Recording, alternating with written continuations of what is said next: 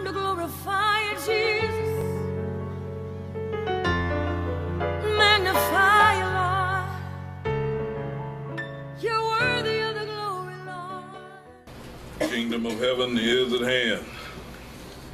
Last week, we concluded with the fact that we should endeavor to offer according to establishing the covenant of God's kingdom, and nothing will be able to keep you from offering properly, no matter what opposes you. We also looked at the fact last week that at least one or four wills are the catalyst for why we offer what we offer. And today we're going to look at these a little closer and dig a little more deeper into it. Around about Tuesday, there was a month change, and that month change began to establish some things. This month is known as the month of thought. So if your thoughts have been going nuts, that's why. Because all of the things that are to take place in our thoughts, they're to establish what he wants us to do concerning his kingdom. But while at the same time, God's wanting to establish things for his kingdom, Satan's wanting to establish things for his. So, of course, Satan is going to play on your emotions, get you to thinking things that are not there, get you to thinking and believing that they are there, get you to responding on them, get you to reacting to them, get you to doing things that you should be able to look back and know that proof has proven what things are there and what things are not there. As we start to look into this today, one of the things that you'll really be challenged out of what we're going to look at, because we're still looking at offering. We looked at tithe first, we're still looking at offering, because everything, the other two that I showed you about, the tithe, the offering, the alms, and the sowing and reaping, all of those are still a part of an offering. So that's why I'm taking this much time on establishing to help you understand why you need to be understanding this about offering, because all of the last three stages are types of offering. In that, as we are going into that, there have been people in and out of your life. Some of them have belonged, some of them haven't belonged. Some of the ones that have been there for a while might have been there too long. Some of them that should have been there for a long term weren't there long enough. In all of those cases, those are where you have to begin to understand what it takes for building things, because that's what offering is also about. Offering is about building something. Offering is about building you. It's about building what you're offering to or who you're offering to. All of these things require you to understand, does this belong? And if so, how do I establish it to where it lasts for me? If it doesn't, get rid of it. And those are the things that you have to make decisions on yourself. Those are the things that you have to decide about and establish within yourself. That's important, because once things come along and different people come along in your lives, and you've got to understand some things.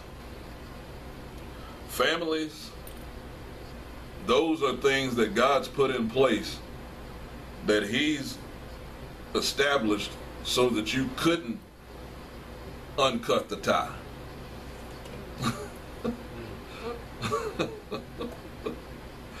so that you won't be able to cut the tie.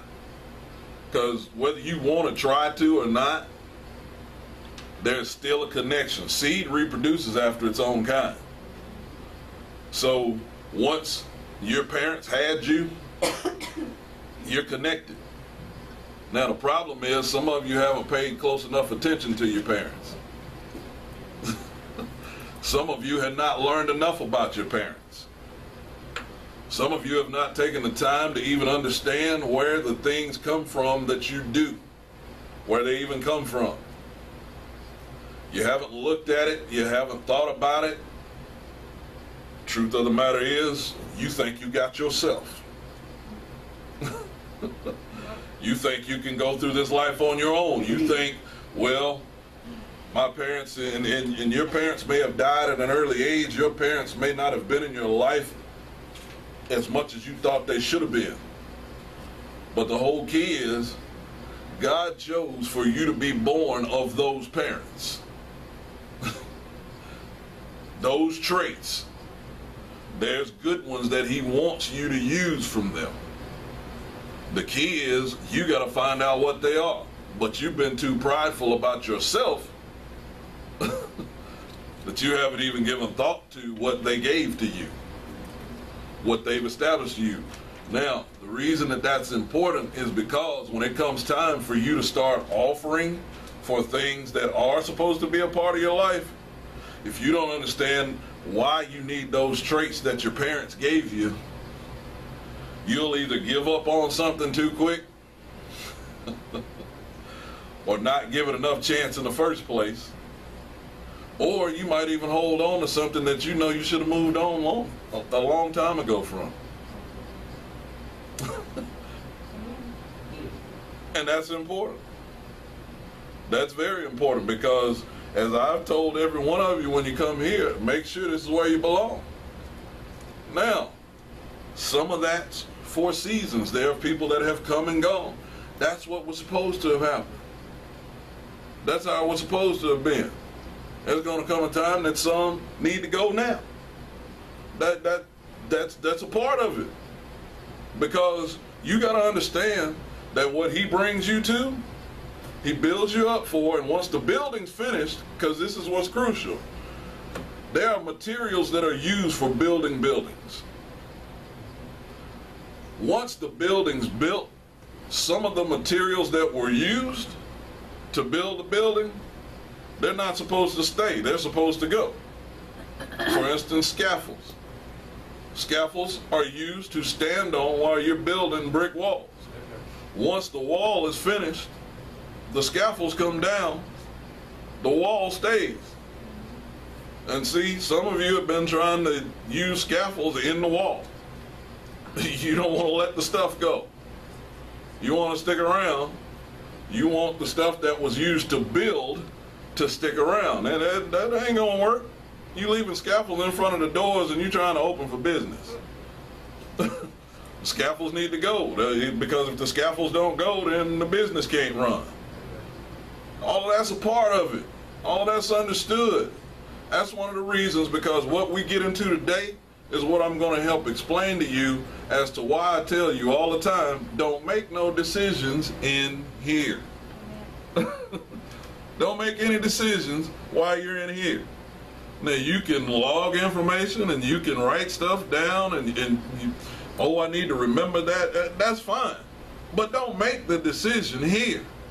Get back to your environment. Find out whether or not you're supposed to continue, move on, go on, purchase this, don't purchase this, where do I buy this, where do I get this, all of that. Once that's figured out, then you can clearly move forward. But if you do it while you're in here, you're going to be an emotional wreck. You'll be an emotional wreck. Because once you get back to the other environment, it's going to lead you all over the place. That's why I wanted you to see the scripture that we started out with in Ecclesiastes chapter 11. Because one of the things that you've got to understand about how you offer and why you offer is you've got to know, what are you made of? See, some of y'all don't even know what you're made of. You really have no idea of what you're made of. Because Truth of the matter is, you run from every challenge. I love you, and this is just one of these that I've got to be direct about, because offering is something that's crucial. And I ain't talking about just giving. I'm talking about how you offer of yourself, how you offer of your services, how you offer of your friendship, how you offer of yourself in relationships, how you offer of yourself on a job, how you offer of yourself. This stuff is crucial. So the truth of the matter is, and that's why I said I just got to be flat out direct, is some of y'all can't stand discipline.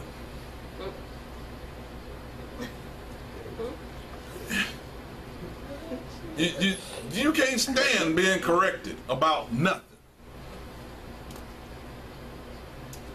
And that right there has kept you from actually becoming a better person at offering. That's kept you from becoming a better person at offering.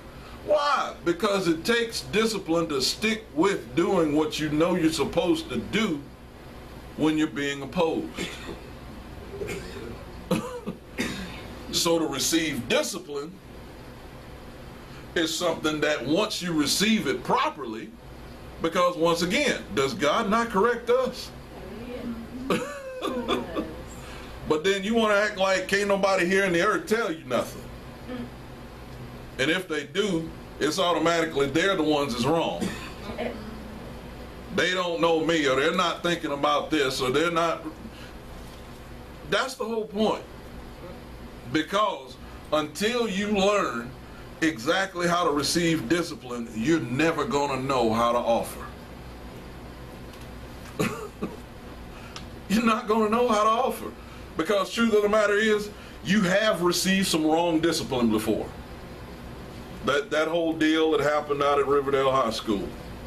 All of those things, the things that were said, the things that were done, the responses that were given from the teacher and the student, that reeked of wrong upbringing about discipline from both ends. In that, there were some more variables involved. Because what we've got to understand is everybody's got shortcomings, okay? Everybody. Anybody that tries to tell you they don't have any shortcomings, just go ahead and walk away from them. Don't even waste your time trying to tell them anything. Because if they don't think that they've got shortcomings, they're already short one.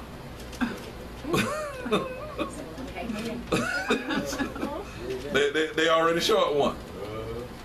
So you fixing to waste your time trying to discuss and explain anything to them. Now, the value, watch this, of someone in your life is easily shown by how willingly you offer anything to them.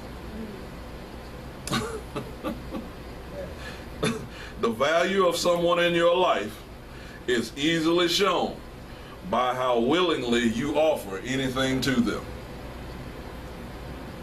I can tell who you care for and who you don't care for. It's easy. Because all I got to do is watch how you offer to them. It's easy to tell how many don't care for me. Because all I do is watch how willingly you offer to me if I ask you to do something. It's easy. Is it wrong? No. That's what's in your character. It's by their fruit that you will know them. So when you watch somebody offer or not offer or struggle offering, it lets you know what kind of value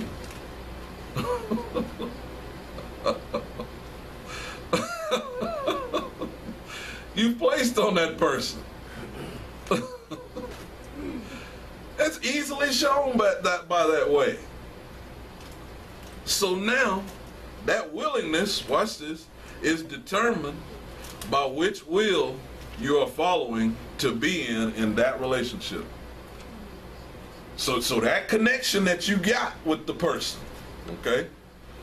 whether it's family, whether it's relationship, whether it's church, whether it's work, whether it's whatever, how you respond in offering within that relationship is going to reveal which will you're functioning by.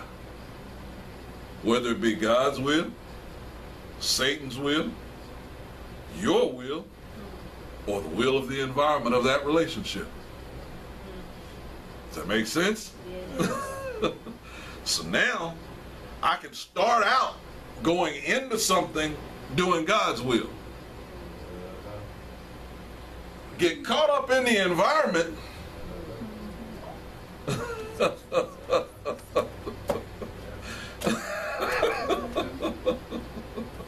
and all of a sudden my mentality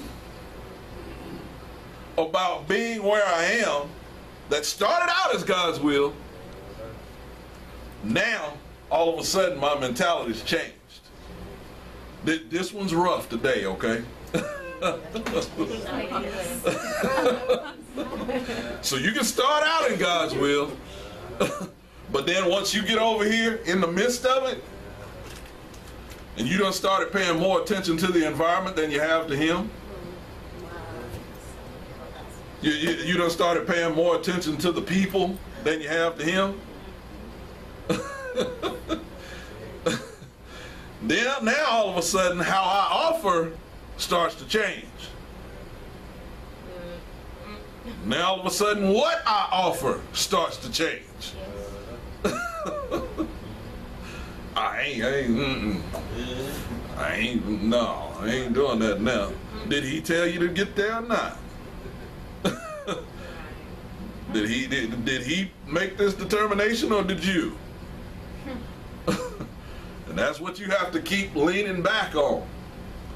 What will started this thing? Whose will started this thing? Was it really Him? Or were you hornswaggled? See, because sometimes you'll have your feelings so wrapped up in it that you'll think it's Him, and it wasn't nowhere near being Him.